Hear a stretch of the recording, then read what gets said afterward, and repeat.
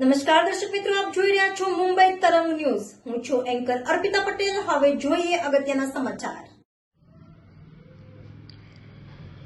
Kalavad Ranuja highway પર આવેલી spinning મિલમાં લાગી ભયંકર આગ. કાલાવડ રણુજા હાઈવે પર આવેલ એન્જલ સ્પિનિંગ નામની કંપની ભીષણ આગ લાગી.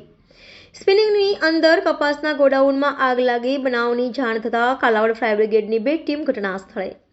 મોટી સંખ્યામાં કપાસની ગાંસડી બળીને રાખ. આગ એટલી ભયંકર હતી કે દૂર દૂરથી ધુમાડાના ગોટે ગોટા જોવા મળ્યા. આગ એટલી ભયંકર છે કે હજી આગ પર કાબુ મેળવાયો નથી. આગ એટલી ભયંકર છે ને આગને કાબૂમાં લેવા માટે જામનગર ફાયર બ્રિગેડને બોલાવવામાં આવી.